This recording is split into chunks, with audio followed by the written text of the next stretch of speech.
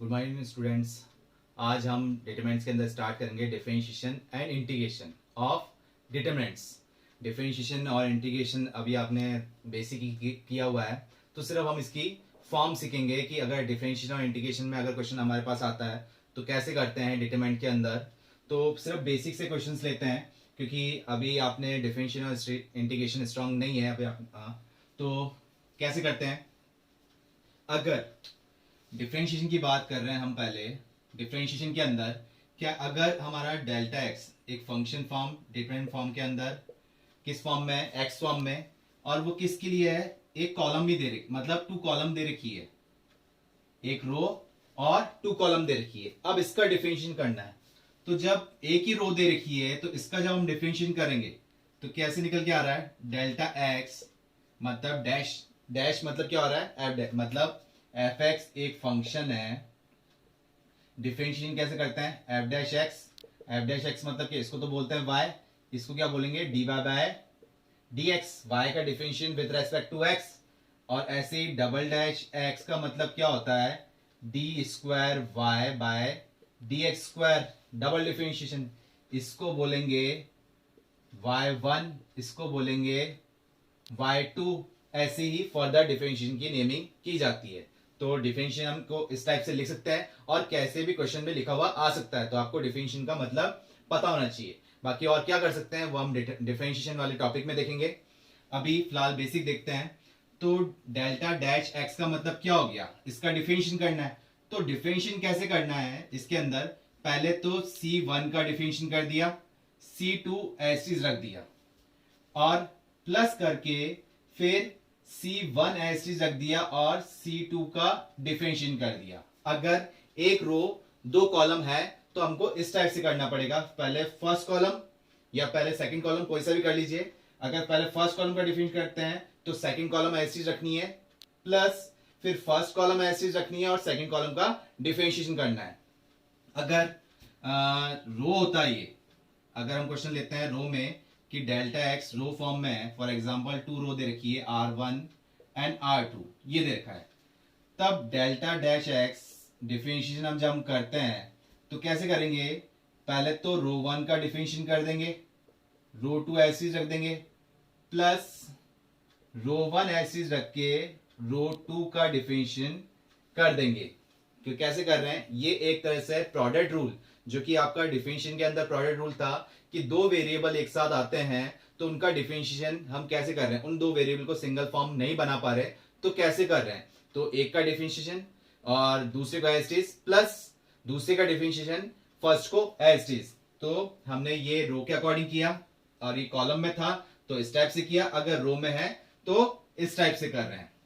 For example अगर 3 की बात की जाए कि डेल्टा एक्स, अगर फॉर एग्जाम्पल 3 रो में है, R1 R2 और R3 में, तो डिफरेंशिएशन कैसे आ रहा है, delta x dash x R1 का डिफरेंशिएशन R2 और R3 as it is, plus फिर R1 और R3 एज इट इज लिख देते हैं, R2 का डिफरेंशिएशन कर देंगे, फिर प्लस R1 और R2 ऐसे लिख देंगे, R3 का डिफरेंशिएशन कर देंगे। मतलब R3 मतलब पूरी की रो, पूरी थर्ड रो, R1 का मतलब पूरी फर्स्ट रो, इस टाइप से डिफरेंशिएशन करेंगे। वही हम कॉलम के अंदर कर देंगे कि अगर 3 कॉलम दे रखी है 2 कॉलम की जगह, तो इसके अंदर भी वैसा ही चलेगा। कैसे कि डेल्टा एक्स अगर हमको दे रखा है कि एक रो के अंदर ही C1 C2 C3 3 कॉलम दे रखी है, तो इसका डेल्टा डैश एक्स जो निकल के आएगा, क्या निकल के आएगा, C1 का डिफरेंशिएशन कर दिया, C2 और C3 कॉलम ऐसे रख दी, फिर प्लस C1 ऐसे रख दी, C2 का डिफरेंशिएशन कर दिया, C3 ऐसे रख दिया, प्लस C1 और C2 ऐसे रख दिया और C3 का डिफरेंशिएशन कर दिया। तो ये कॉलम वाइज और रो वाइज आपको ध्यान रखना है कि कॉलम वाइज करते हैं तो कैसे जाएगा, एक एक कॉलम का और एक रो का ही हम डिफरेंशिएशन कर पाएंगे, अदर 2 रोज और 2 कॉलम को एज इज रखना पड़ेगा। तो अगर रो वाइज करते हैं तो इस टाइप से चलना पड़ेगा हमको, कॉलम वाइज कर रहे हैं तो उसके अकॉर्डिंग करना पड़ेगा। तो क्वेश्चन देखते हैं, उसके अकॉर्डिंग हमारा और क्लियर हो जाएगा कि क्या कर रहे हैं इसके अंदर हम, और तो बाकी क्लियर होता जाएगा। नेक्स्ट जो क्वेश्चन देख रहे हैं हम इसके अंदर क्या कि F X A1 A2 G X B1 B2 H X C1 C2 ये हमें मान लेते हैं डेल्टा एक्स। अब इसका अगर डिफरेंशिएशन हम करते हैं, सिंगल डिफरेंशिएशन कर रहे हैं हम, क्योंकि एक्स किस फॉर्म में है, सिंगल फॉर्म में ही है, मतलब सिंगल रो में ही है, अदर टू रो में तो क्या है, कांस्टेंट ही है। तो इसका जो डिफरेंशिएशन आ रहा है वो क्या आ जाएगा, एफ डैश एक्स और जी डैश एक्स और एच डैश एक्स, और ये एस टीज आ जाएंगे A1 A2 B1 B2 C1 C2। कैसे आ रहे हैं, करते हैं इसको।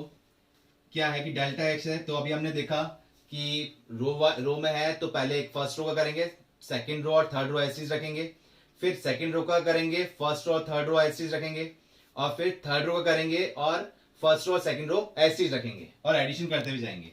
तो डेल्टा डैश एक्स क्या कर रहे हैं, तो फर्स्ट रो का जब हम कर रहे हैं तो क्या आ गया, F dash X G dash X, dash मतलब single differentiation, H dash X आ गया, और ये एस लिख दिया हमने क्योंकि हमने फर्स्ट रो का किया है, और A2 B2 C2, और ये क्या है, सारे कांस्टेंट है।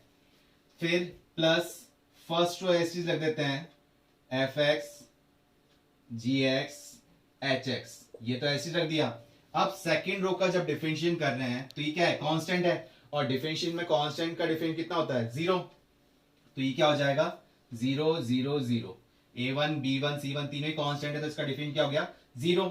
और थर्ड रो हमने एज इट इज लिख दी, A2 B2 और C2, plus first two rows तो ऐसे लिख रहे हैं, F X G X H x, ये हो जाएगा A1 B1 C1, और थर्ड रो जो है इसका डिफरेंस करना है तो ये भी कांस्टेंट है तो इसका डिफरेंस क्या आ जाएगा, वही 0 हो गया। तीनों रो का हमने डिफरेंशिएट कर दिया, तो फाइनल आंसर क्या बन रहा है, सिर्फ यही मिल पा रहा है, क्योंकि इसका आंसर तो क्या हो गया, 0, क्योंकि डिटरमिनेंट प्रॉपर्टी का आपको पता है, कोई भी रो या कॉलम पूरी 0 है तो उसका डिटरमिनेंट क्या हो जाएगा, 0। तो ये 0 हो गया, प्लस ये भी 0 हो गया, तो फाइनल आंसर क्या बचा, यही बचा हमारे पास। तो सिंगल डिफरेंशिएशन क्या आ गया, ये आ गया। अगर इसी का ही डबल डिफरेंशिएशन पूछा जाए तो क्या आ जाएगा, हम इसको क्या कर देंगे, F double dash X G double dash X H double dash X, और ये क्या हो जाएंगे, A1 A2 B1 B2 C1 C2। इस टाइप से ये इसका डबल डिफरेंशिएशन हो जाएगा, ट्रिपल डिफरेंशिएशन हो जाएगा। इस टाइप से हम क्वेश्चन को सॉल्व कर लेंगे। तो ये था डिफरेंशिएशन के अकॉर्डिंग। तो अगर एक रो या कॉलम में ही हमारे पास x है तो हमने पहले डिफरेंशिएशन कर लिया, और मतलब डायरेक्ट डिफरेंशिएशन कर लिया, सॉल्व हो जाएगा हमारे पास। लेकिन पूरी की रो में, ये तीनों रो में या तीनों कॉलम के अंदर इस टाइप से, जैसे तीन कॉलम में तो है ही, अब तीनों रो में भी क्या है, x है। यहां तो हमारे पास क्या था, x फर्स्ट रो में था। अगर दोनों रो में भी x होता तो बेटर ऑप्शन आपके पास ये था कि पहले इसको एक्सपेंड कर लेते, हम इस डिटरमिनेंट फॉर्म को एक्सपेंड कर लेते, या तो डायरेक्ट डिटरमिनेंट मेथड से या फिर प्रॉपर्टी के अकॉर्डिंग इसको हम एक्सपेंड कर लेते। फिर वो एक्सपेंड होके जो हमारा आंसर बनता वो x की फॉर्म में मिलता, उसका हम डिफरेंशिएशन कर लेते। तो ध्यान रखिएगा, अगर एक ही रो में है हमारे पास तो हम डायरेक्ट डिफरेंशिएशन कर देंगे, जो कि हमारा आंसर ये मिल जाएगा। और अगर तीनों रो के अंदर ही वेरिएबल है जिसके रेस्पेक्ट में हम डिफरेंशिएट कर रहे हैं, तो बेटर है कि आप पहले उसको एक्सपेंड कर लीजिए और फिर जाके आप उसको डिफरेंशिएट कीजिए। जैसे कि क्वेश्चन करते हैं हम, उसके अकॉर्डिंग आपको क्लियर हो जाएगा कि क्या कर रहे हैं हम। अब जैसे कि ये क्वेश्चन है हमारे पास, इफ डेल्टा 1 एक डिटरमिनेंट फॉर्म दे रखी है, X A B X A B X, और डेल्टा 2 दे रखी है, X A B X, then to prove that, ये TP to prove that delta 1 dash, मतलब डेल्टा 1 का जब हम डिफरेंशिएट कर रहे हैं तो किसके इक्विवेलेंट आ रहा है, 3 टाइम्स ऑफ डेल्टा 2 के इक्विवेलेंट आ रहा है। मतलब इसका जो डिटरमिनेंट आएगा उसको 3 टाइम्स कर देंगे, वो इसके डिफरेंशिएशन के इक्विवेलेंट है। तो डिफरेंशिएशन हमने देखा अभी कैसे कर रहे थे, तो ये हम कर लेंगे। तो अब देखो उसमें क्या था, फर्स्ट रो में ही एक्स एक्स फॉर्म थी तो हमने डायरेक्ट उसका डिफरेंशिएशन कर दिया। अब ये तीनों रो के अंदर एक्स एक्स आ रहा है, तो बेटर ऑप्शन हमारे पास क्या है कि पहले इसका डिटरमिनेंट निकाल लें और फिर जाके डिफरेंशिएशन कर लें। तो क्योंकि एडिशन इसका करते जाएंगे तो बहुत लंबा होता जाएगा, वैसे तो हो जाएगा, आगे कोई ऐसा कोई दिक्कत आएगी नहीं कि पहले इससे कर लेते हैं फिर इससे कर लेते हैं उससे कर लेते हैं, ये तो वैसे भी हो जाएगा। तो करके देखते हैं कैसे कर रहे हैं इसमें, दोनों मेथड से करके देखते हैं। तो क्या बनेगा इसका, अगर हम डायरेक्ट देखते हैं तो डेल्टा 1 इक्वल टू एक्स एस टीज, एक्स हमने एस टीज रखा, ये हो जाएगा एक्स स्क्वायर माइनस का ए बी, फिर माइनस बी ए एक्स और माइनस का ए बी और next plus B into A square minus का ए एक्स, ये डिटरमिनेंट फॉर्म आ रही है। इसको सिंप्लीफाई करते हैं तो ये हो गया X cube minus A B X minus A B X plus A B square, next A square B minus A B X, ये हमारी टर्म बन रही है। तो क्या आ रहा है इसके अंदर, X cube minus A B X minus A B X minus A B X, तो ये डेल्टा 1 तो हमारे पास हो गया X cube minus A thrice of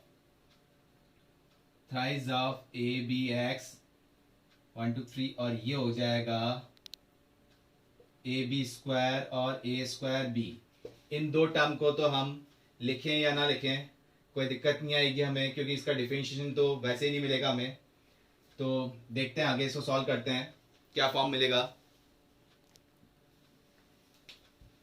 तो इसका डिफरेंशिएट करते हैं, डेल्टा 1 डैश इसका तो हो गया thrice of X square, x cube का तो यहाँ थ्राइज ऑफ ए बी, क्योंकि एक्स का डिफरेंशिएशन कितना हो जाएगा 1 हो जाएगा और ये दोनों ही कांस्टेंट है तो इनका तो क्या हो गया 0। तो ये हमारा डेल्टा 1 एक्स है जिसको हम क्या लिख सकते हैं 3 times of X square minus A B. अब इसका डेल्टा d2 देख लेते हैं, तो d2 क्या आ रहा है एक्स स्क्वायर माइनस का ए बी, ये बना इसका डायरेक्ट डिटरमिनेंट। और हमसे पूछा भी क्या था कि delta 1 dash is equal to 3 times of delta 2, तो इसको हम लिख सकते हैं 3 टाइम्स ऑफ डेल्टा 2। तो ये हमारे लिए इजी रहा कि अगर तीनों रो के अंदर ही वेरिएबल है डिफरेंशियल फॉर्म के अकॉर्डिंग, तो बेटर ये रहेगा कि हम पहले इसको एक्सपेंड कर लें, चाहे प्रॉपर्टी के अकॉर्डिंग या फिर डायरेक्ट मेथड के अकॉर्डिंग, फिर जाके हम डिफरेंशिएट करें, वो हमारे लिए इजी होगा। अदरवाइज हम कैसे करते कि इसका अगर करते पहले फर्स्ट रो ऐसे रखते तो इसका हो गया 1 0 0 और ये दो ऐसी रह जाती ए एक्स बी रह जाता और ये रहता ए एक्स रहता। फिर नेक्स्ट होता हमारे पास क्या कि फर्स्ट रो ऐसी होती एक्स बी बी, इसका करते तो ये हो जाता 0 1 0 और ये हो जाता ए एक्स हो जाता। ऐसे ही वो तीसरे का करते तो फिर इसका डिटरमिनेंट निकालते, इसका करते, ये हमारे लिए थोड़ा लेंथी हो जाता। तो बेटर ऑप्शन क्या था कि जब अगर एक ही में ही था तो आप डायरेक्ट वो फॉर्मूला लगा सकते हैं F dash X G dash X S dash X first row में ही, और दो अदर टू रोज R2 और R3 वो क्या हो जाएगी ऐसी सेम हो जाएगी। और अगर तीनों में ही वेरिएबल है तो बेटर आपके पास क्या रहेगा जल्दी करने के लिए कि आप पहले उसको एक्सपेंड कर ले, चाहे प्रॉपर्टी के अकॉर्डिंग या फिर डायरेक्ट डिटरमिनेंट मेथड्स के अकॉर्डिंग, उसके बाद ही जाके डिफरेंशिएट करें, वही हमारे लिए बेटर ऑप्शन होगा। अदरवाइज ये हमारे लिए लेंथी पड़ जाएगा। और क्वेश्चन देखते हैं इसके अंदर डिफरेंशिएशन के अंदर।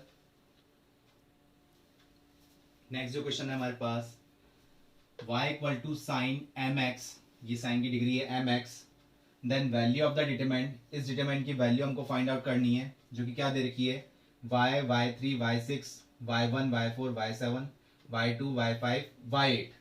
अब ये y y1 y2 y8 ये क्या है जो कि बता रखा है हमको कि yn किसको डिनोट कर रहा है डिफरेंशिएशन ऑफ ऑर्डर फॉर्म में, कि अगर n की वैल्यू 1 पुट कर रहे हैं तो क्या आ रहा है 2 पुट कर रहे हैं तो क्या देख रहे हैं 3 करेंगे तो क्या, तो कैसे कर रहे हैं y1 का मतलब तो क्या हो गया dy बाय dx, मतलब कि सिंगल डिफरेंशिएशन।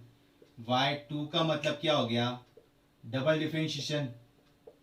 ऐसे y3 का मतलब y4 का मतलब वो हमें करना है, लेकिन किसका डिफरेंशिएट करना है y इक्वल टू mx। तो क्या डिटरमिनेंट फॉर्म बनती हुई आ रही है, तो ये हमारे पास आ गया y तो ऐसी हो गया साइन एम एक्स हो गया ये तो हमारे पास।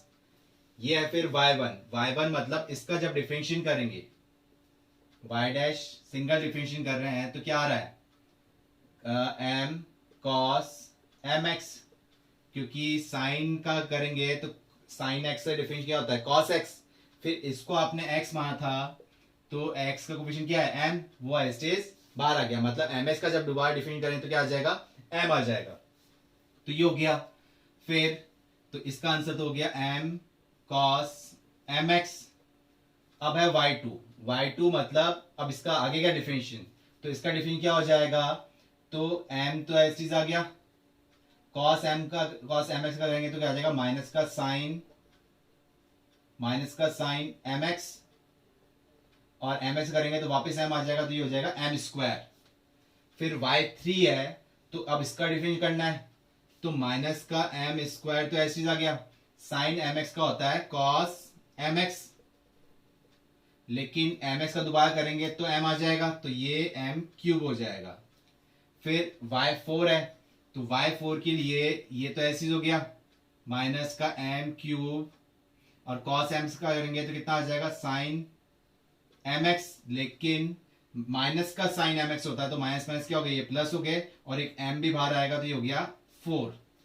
अब नेक्स्ट y के लिए इसको करेंगे डिफरेंशिएशन, तो m4 तो ऐसी है, साइन mx लिया तो कितना आ जाएगा cos mx, और ms करेंगे तो एक और m आ जाएगा बाहर, ये हो गया 5 आ जाएगा हमारे पास।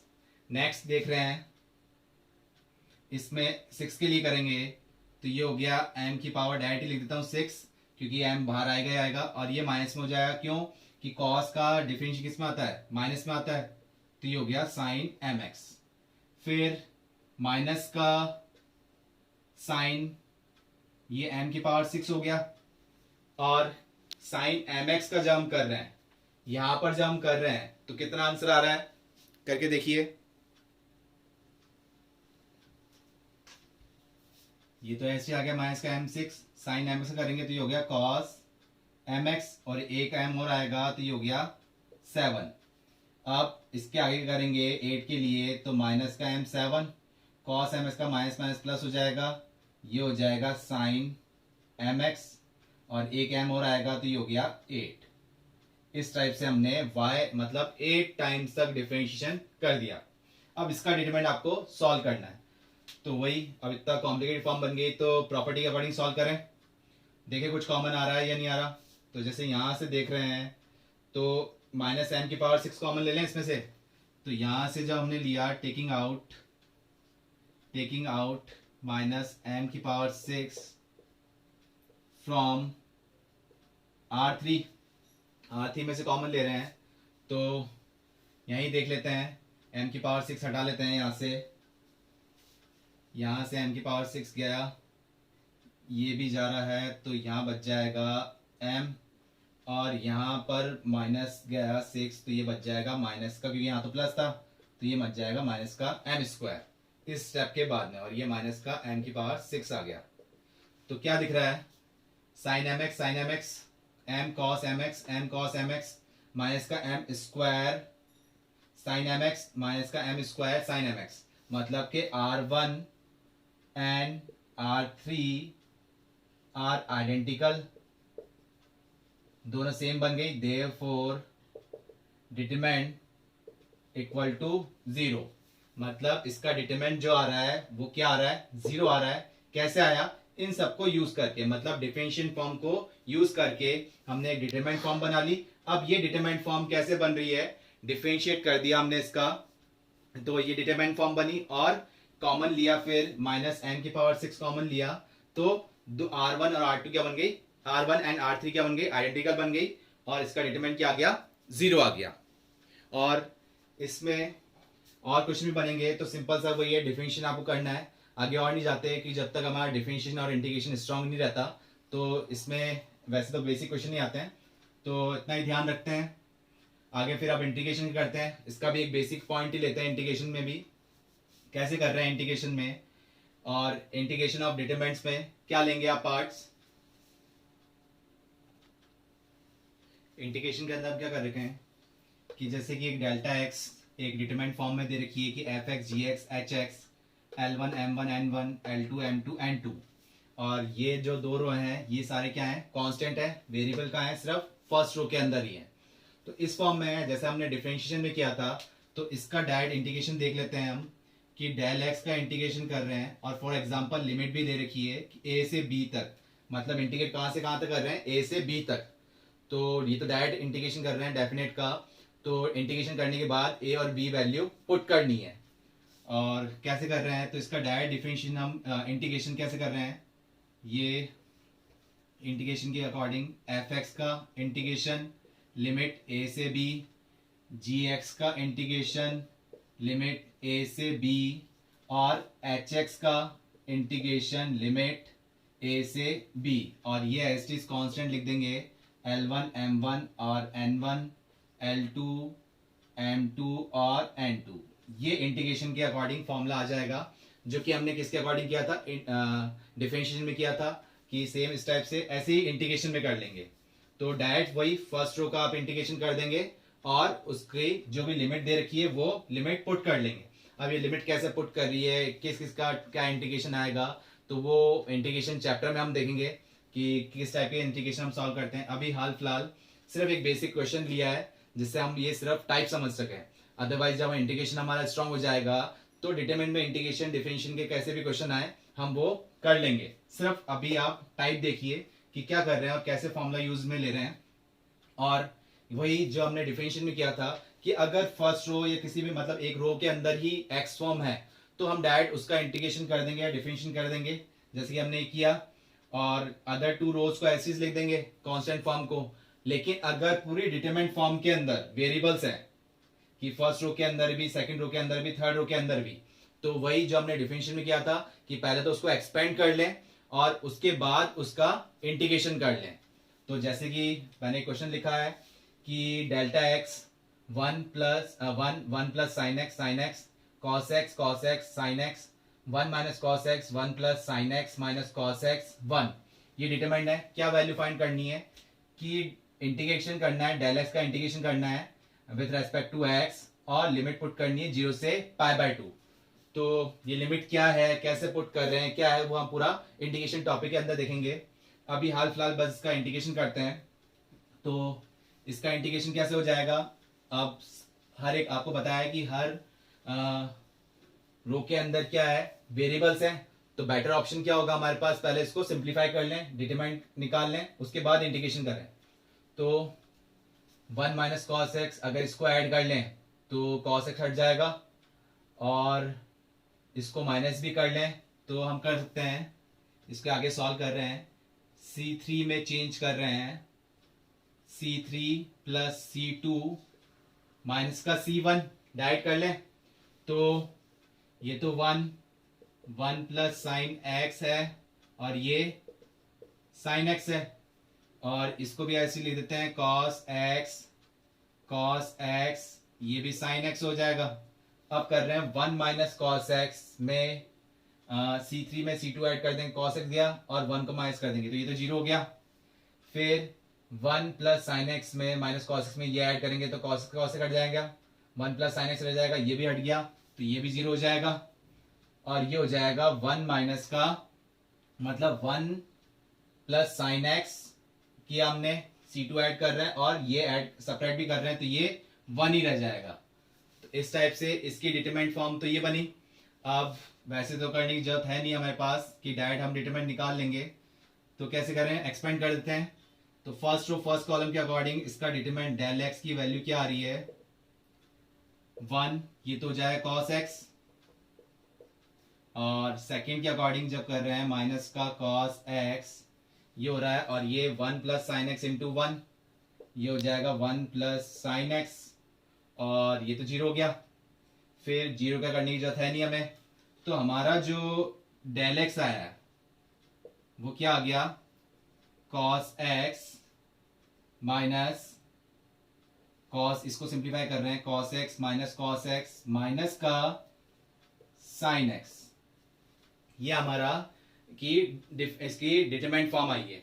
तो और सॉरी कॉस एक्स इससे भी मल्टीप्लाई हो रहा है तो ये हो गया कॉस एक्स, ये cos x minus cos x से मल्टीप्लाई हुआ तो माइनस कॉस एक्स आया, इससे भी मल्टीप्लाई हुआ तो साइन एक्स कॉस एक्स आ गया। तो ये टर्म तो कट गई, तो क्या बचा, सिर्फ माइनस का साइन एक्स कॉस एक्स बचा। अब आप इसको इंटीग्रेशन के अंदर हम देखेंगे इसको कितने टाइप से कर सकते हैं। अभी इसको बस सिंप्लीफाई कर लेते हैं। मैंने साइन एक्स कॉस एक्स का फॉर्मूला है नहीं, तो मैं 2 से मल्टीप्लाई डिवाइड कर देता हूं, जिससे मेरे एक फॉर्मूला बन जाएगा। ये तो 1/2 हो गया, और 2 से मल्टीप्लाई डिवाइड किया तो 2 साइन एक्स कॉस एक्स क्या होता है, साइन 2x हो गया। ये हमारे पास क्या आ गया, साइन 2x हो गया। और साइन 2x का अब इंटीग्रेशन कर लेते हैं, और ये बाहर माइनस साइन है ही। अब इसका इंटीग्रेशन करना है हमको, डेल एक्स का कहां से कहां तक, 0 से π/2 तक। तो क्या इंटीग्रेशन हो रहा है विद रेस्पेक्ट टू x, तो क्या बन रहा है, 0 से π/2। कांस्टेंट फॉर्म तो हमने बाहर ले ली, -1/2। किसका इंटीग्रेशन कर रहे हैं, साइन 2x का विद रेस्पेक्ट टू x। अब जैसे cos x sin x का डिफरेंशिएशन कितना था, cos x, और cos x का था माइनस का sin x। लेकिन इंटीग्रेशन में हम क्या देख रहे हैं, इसका जो डिफरेंशिएशन हो रहा है वो क्या आ रहा है, ये हो गया -1/2, और ये 0 से π/2, ये हम मिटा देते हैं इसको। अब sin 2x है, sin 2x जब इंटीग्रेशन कर रहे हैं तो क्या निकल के आ जाएगा, cos 2x, क्योंकि sin x का इंटीग्रेशन क्या हो रहा है, cos x, लेकिन किसमें, माइनस में। तो ये माइनस माइनस क्या हो गए, प्लस हो गए। तो और cos, जैसे डिफरेंशियल में क्या था, sin x का क्या था, cos x था, और cos x का माइनस sin x था। इंटीग्रेशन में थोड़ा साइन का डिफरेंस है, तो sin x क्या होता है, माइनस का cos x, और जो लिमिट है वो ऐसे पुट कर दी जाएगी इस ब्लॉक फॉर्म में। एक इसको लोअर लिमिट बोलते हैं और इसको अपर लिमिट बोलते हैं। अब कैसे पुट कर रहे हैं, तो ये लिमिट पहले अपर लिमिट पुट की जाएगी इसके अंदर, तो 1/2 था, इस बाहर है। तो जब π/2 पुट कर रहे हैं तो x की जगह π/2 पुट करूंगा, तो 2 से 2 कट जाए, क्या बचेगा, पाई बच जाएगा। और फिर माइनस, पहले अपर लिमिट पुट कर रहे हैं, फिर माइनस लोअर लिमिट पुट करेंगे, 0 करूंगा x की जगह, तो ये cos 0 हो जाएगा। ये हो गया हमारा। अब इसको सिंप्लीफाई कर रहे हैं तो ये क्या हो रहा है, 1/2 तो है ही, cos पाई कितना होता है, -1, और cos 0 कितना होता है, 1 होता है, लेकिन माइनस साइन बाहर है, तो -1 -2 हो गए। तो ये कितना आ जाएगा हमारे पास, माइनस का क्या आ रहा है, और इसमें हम एक टर्म और रह गई कि sin 2x तो रह गया हमारे पास। sin 2x का डिफरेंशिएशन तो इंटीग्रेशन तो हमने कर दिया। sin x का इंटीग्रेशन क्या आ रहा था, माइनस का cos x, लेकिन यहाँ 2 भी था, ये हमने लिया नहीं, 2 भी था।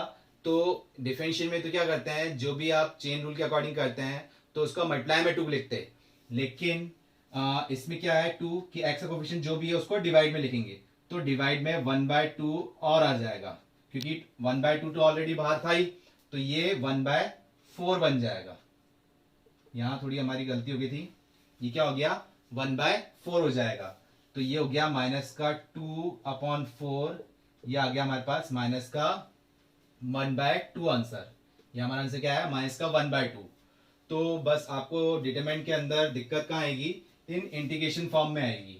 और ये इंटीग्रेशन फॉर्म जब तक हम इंटीग्रेशन टॉपिक नहीं कर लेते, उसके क्वेश्चंस नहीं कर लेते, तब तक हमारी थोड़ी दिक्कत होगी कि ये 2 हमने कैसे डिवाइड में ले लिया, कैसे बाहर कर लिया, कैसे चेन रूल में डिफरेंशिएशन फॉर्म में करते हैं। तो वो जब डिफरेंशिएशन और इंटीग्रेशन के जब क्वेश्चन कर लेंगे तो इन क्वेश्चन में हमारे पास दिक्कत नहीं आएगी। लेकिन हमने अब ये फॉर्म समझ ली है, तो जब वो टॉपिक हो जाएगा इंटीग्रेशन और डिफरेंशिएशन, तो इनमें हमारी दिक्कत नहीं आएगी। हाल फिलहाल आप ये बस बेसिक क्वेश्चन देख लीजिए इसका, कि किस टाइप से हमने इंटीग्रेशन को सॉल्व किया और डिफरेंशिएशन को सॉल्व किया। वापस देख लेते हैं कि डिफरेंशिएशन में तो क्या कि अगर एक रो में ही है तो उसका डिफरेंशिएशन कर दे, बाकी एडिशनल 2 रो रख दी। सेम इंटीग्रेशन में भी यही किया हमने, लेकिन अगर तीनों ही रो के अंदर वेरिएबल्स हैं तो आप क्या करेंगे, पहले उसको एक्सपेंड कर लें, चाहे प्रॉपर्टी के अकॉर्डिंग या फिर डायरेक्ट डिटरमिनेंट के अकॉर्डिंग, उसके बाद ही डिफरेंशिएशन करें और इंटीग्रेशन करें, जो कि हमने ये किया है।